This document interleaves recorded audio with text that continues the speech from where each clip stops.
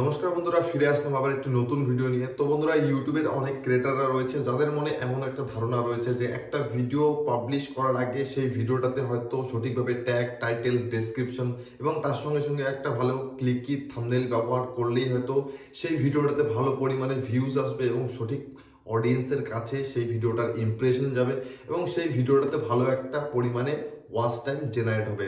তো বন্ধুরা, এই যে একটা ধারণা, এই ধারণা কিন্তু অনেকেরই মনে আজকে এই ভুল ধারণাটা রয়েছে যে একটা ভিডিওতে সঠিকভাবে ট্যাগ, টাইটেল, ডেসক্রিপশন এবং একটা ভালো ক্লিকি থাম্বনেল ব্যবহার করার পরেও কিন্তু সেই ভিডিওটাতে কিছু সেটিংস রয়েছে। এই সেটিংসগুলো যদি আপনি না করেন তাহলে কিন্তু আপনার সেই ভিডিওটাকে না ইউটিউব অ্যালগোরিদম সঠিক অডিয়েন্সের কাছে পৌঁছে দেবে। আর সঠিক অডিয়েন্সের কাছে যদি সেই ভিডিওটার ইমপ্রেশন না যায় তাহলে কিন্তু সেই ভিডিওটাতে কিন্তু ওয়াচ টাইমটার পরিমাণটা কিন্তু খুব কম আসবে। আর ওয়াচ টাইমটা যদি একটা ভিডিওতে যদি অনেকটা কম এসে থাকে তাহলে কিন্তু সেই ভিডিওটার ইমপ্রেশন দেওয়াটা কিন্তু ইউটিউব অ্যালগোরিদম বন্ধ করে দিয়ে থাকে এবং সেই ভিডিওটার যে ভিউজটা একসময় কিন্তু কোথাও একটা গিয়ে থেমে গিয়ে থাকে। তো বন্ধুরা, আজকের এই ভিডিওতে আমি শেয়ার করব চারটি সেটিংস। এই চারটি গুরুত্বপূর্ণ সেটিংস কিন্তু প্রত্যেকটা ইউটিউবারদের জন্য কিন্তু খুবই গুরুত্বপূর্ণ। একটা ভিডিওকে পাবলিশ যখন আমরা করছি সেই ভিডিওটাতে এই চারটা সেটিং যদি আমরা না করে সেই ভিডিওটাকে কখনো পাবলিশ করে থাকি তাহলে কিন্তু আমাদের সেই ভিডিওটাতে কিন্তু ইউটিউব অ্যালগোরিদম ইমপ্রেশনটা অনেকটা কম দেবে এবং আমাদের সেই ভিডিওটাতে ভিউজ কম আসবে এবং আমাদের যে ভিডিওর ভাইরাল হওয়ার সম্ভাবনাটা সেটা কিন্তু অনেকটাই কমে যাবে। তো বন্ধুরা, চলুন এমন কি গুরুত্বপূর্ণ চারটি সেটিংস রয়েছে যে চারটি সেটিংস যদি আমরা না করে থাকি আমাদের একটা ভিডিওকে পাবলিশ করার আগে আমাদের ভিডিওতে ভিউজ কম আসবে এবং আমাদের ভাইরাল হওয়ার চান্সটাও কিন্তু অনেকটা কমে যাবে।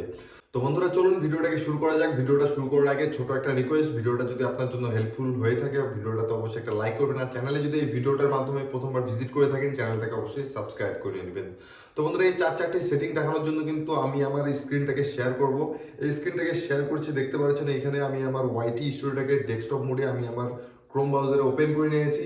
আর আপনাদের মধ্যে যদি কারো অজানা থেকে থাকে যে কিভাবে ডেস্কটপ মোডে ওয়াইটি স্টুডিওটাকে ওপেন করতে হয় তাহলে আমি ডেসক্রিপশনে একটা ভিডিওকে শেয়ার করে দিচ্ছি, সেই ভিডিওটাকে দেখে আপনি অবশ্যই শিখে নিতে পারবেন। তো বন্ধুরা, দেখতে পাচ্ছেন যে আমার ওয়াইটি স্টোরিটাকে আমি স্ক্রিনে শেয়ার করেছি। আর এখানে সবার যে উপরে এখানে বাঁদিকে দেখতে পাচ্ছেন এখানে একটা কন্টেন্ট সেকশন। এই কন্টেন্ট সেকশনটাতে আমি ক্লিক করছি। এই কন্টেন্ট সেকশনটাতে ক্লিক করার পরে কি দেখতে পাচ্ছেন যে আমার যে সব কন্টেন্টগুলো আপলোড করেছি এই কন্টেন্টগুলো এখানে কিন্তু শো করছে। তো তার মধ্যে আমি একটা ভিডিওকে এখানে সিলেক্ট করে নিলাম। সিলেক্ট করে নেওয়াতে এখানে দেখতে পাচ্ছেন যে ভিডিওটার এডিট অপশনটা এখানে ওপেন হয়ে এসেছে। আর এডিট অপশনটা ওপেন হয়ে আসার পরে এখানে কি দেখতে পাচ্ছি যে এখানে সবার উপরে এখানে অডিয়েন্স বলে একটা সেকশন এখানে কিন্তু শো করছে। ঠিক আছে, এই অডিয়েন্স সেকশনটাতে এখানে কিন্তু দেখতে পাচ্ছেন যে this video is set to not made for kids. Already কিন্তু আমার এই ভিডিওটাকে নট মেড ফর কিডস আমি সেট করে রেখেছি। এর মানে হচ্ছে আমি এই ভিডিওটা বাচ্চাদের জন্য তৈরি করিনি। আর এইখানে যদি আপনি এখানে যে একটা অপশন দেখতে পাচ্ছেন তার নিচে এখানে একটা অপশন রয়েছে, এখানে ইয়েস অপশন রয়েছে এবং তার সঙ্গে সঙ্গে একটা তার নিচে নো অপশন রয়েছে। তো অলরেডি কিন্তু আমি এখানে নো অপশনটাকে সিলেক্ট করে রেখেছি, যার জন্য কিন্তু এখানে নট মেড ফর কিডস কিন্তু অলরেডি এখানে সিলেক্টেড শো করছে।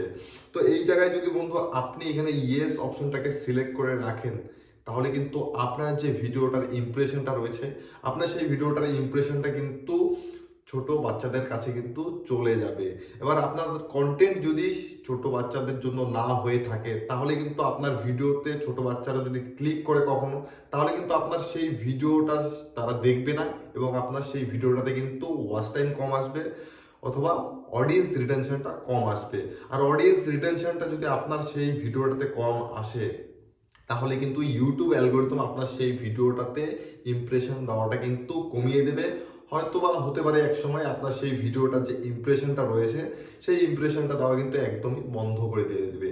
তো সেজন্য বন্ধু, আপনাকে একটা ভিডিও পাবলিশ করার আগে আপনাকে অবশ্যই চেক করে নিতে হবে কি আপনার যে ভিডিওটা রয়েছে আপনার ভিডিওটা কোন অডিয়েন্সকে সিলেক্ট করা রয়েছে। এবার যদি বাচ্চাদেরকে সিলেক্ট করা থাকে তাহলে কিন্তু আপনার যে ভিডিওটার যে ইমপ্রেশনটা রয়েছে সেই ইমপ্রেশনটা কিন্তু শুধুমাত্র বাচ্চা যে অডিয়েন্সরা রয়েছে 18 বছরের নিচে সেই সব অডিয়েন্সের কাছে কিন্তু আপনার ভিডিওটার ইমপ্রেশনটা শো করবে।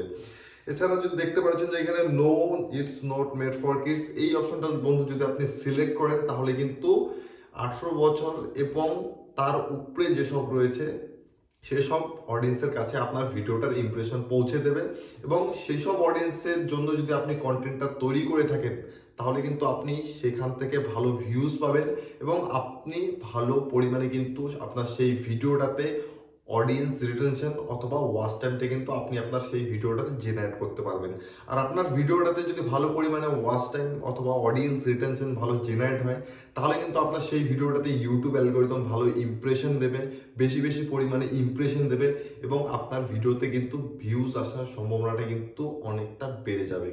এছাড়া বন্ধুরা এখানে দেখতে পাচ্ছেন যে এস রেস্ট্রিকশনস ব্র্যাকেটে এখানে দেখতে পাচ্ছেন যে অ্যাডভান্স কিন্তু এখানে লেখা রয়েছে, ঠিক আছে। তো এবার বন্ধুরা এখানে দেখতে পাচ্ছেন যে আমি এখানে অ্যাড এস রেস্ট্রিকশন এই অপশনটাতে আমি ক্লিক করলাম। ক্লিক করার পরে এখানে বন্ধুরা কি দেখতে পাচ্ছেন যে এখানে ইয়েস অর নো এখানে কিন্তু দুটো অপশন কিন্তু শো করছে, ঠিক আছে। তো এইখানে ইয়েস অর নো এই দুটো অপশনের কিছু মানে রয়েছে।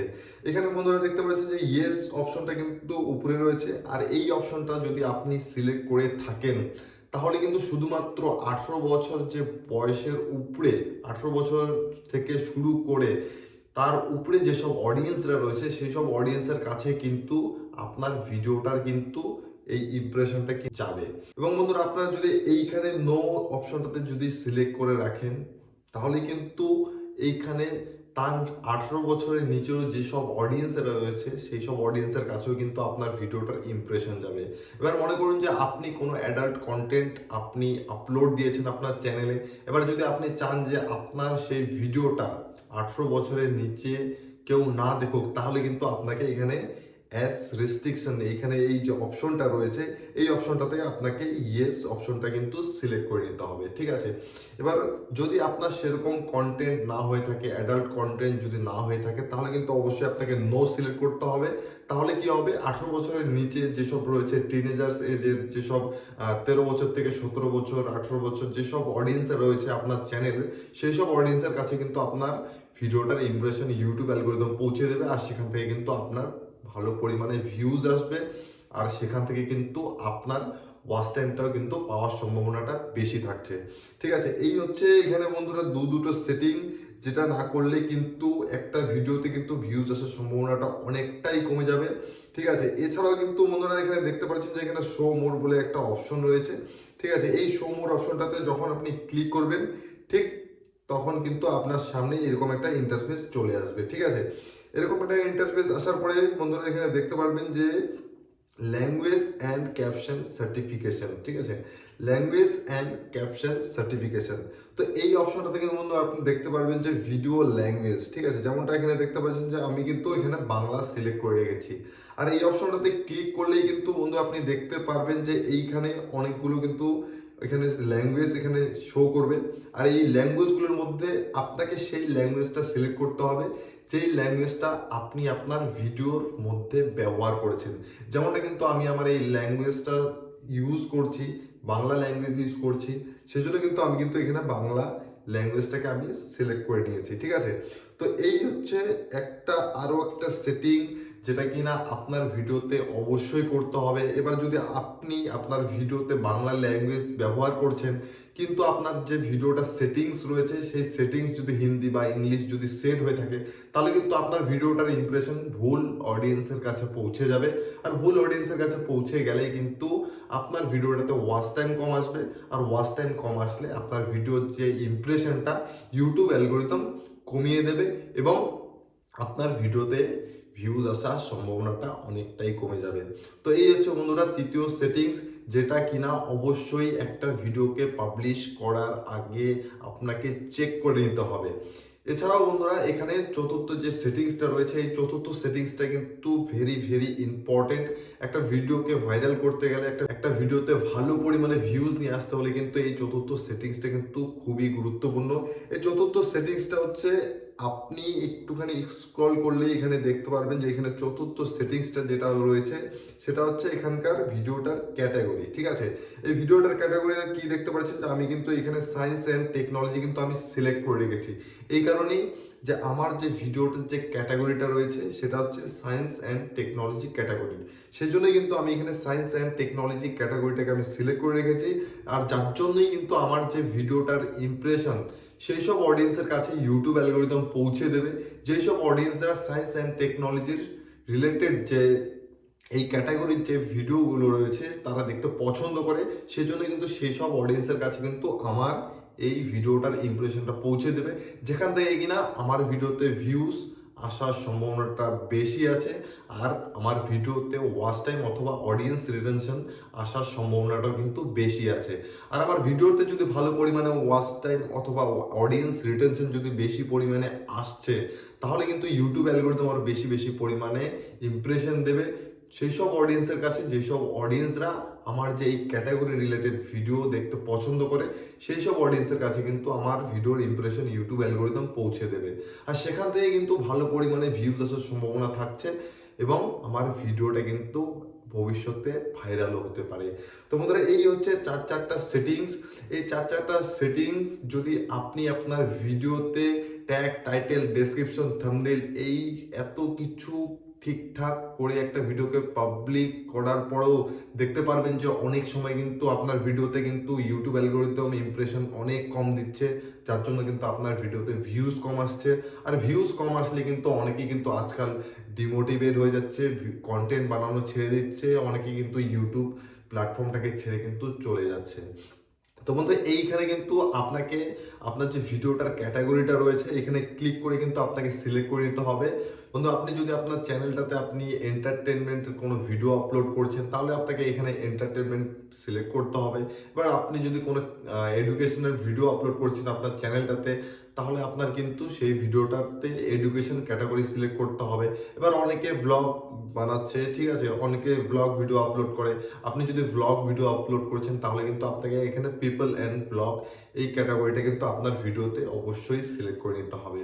আর এই চারটা সেটিং আপনাকে এখানে সঠিকভাবে সিলেক্ট করে নেওয়ার পরে আপনাকে কি করতে হবে, সবার উপরে ডান দিকে আপনি দেখতে পারবেন এখানে একটা সেভ বাটন রয়েছে। এই সেভ বাটনটাকে কিন্তু আপনাকে সিলেক্ট করে নিতে হবে, ঠিক আছে। এই সেভ বাটনটাতে ক্লিক করলেই কিন্তু আপনার যে এই সেটিংসগুলো আপনি আপনার ভিডিওটার মধ্যে চেঞ্জ করলেন, এগুলো কিন্তু পুরোপুরিভাবে সেভ হয়ে যাবে। আর সেভ হয়ে গেলেই তারপরে যখন আপনি আপনার ভিডিওটাকে পাবলিশ করবেন, ঠিক তারপর আপনি বন্ধু দেখতে পারবেন যে আপনার ভিডিওটাতে ভালো পরিমাণে ইউটিউব অ্যালগোরিদম ইমপ্রেশন দিচ্ছে, সঠিক অডিয়েন্সের কাছে আপনার ভিডিওর ইমপ্রেশন পৌঁছে দিচ্ছে, এবং আপনার ভিডিওতে ভালো পরিমাণে ওয়াচ টাইম, অডিয়েন্স রিটেনশন আপনার জেনারেট হচ্ছে।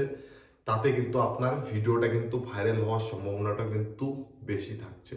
তো বন্ধুরা, এই হচ্ছে আজকের ভিডিওটা ভালো লেগে থাকলে অবশ্যই লাইক করবেন, বন্ধুদের সঙ্গে শেয়ার করবেন, আর চ্যানেলে প্রথমবার ভিজিট করে থাকলে এই ভিডিওটার মাধ্যমে চ্যানেলটাকে অবশ্যই সাবস্ক্রাইব করে নেবেন। দেখা হচ্ছে পরবর্তী ভিডিওতে, ভালো থাকবেন।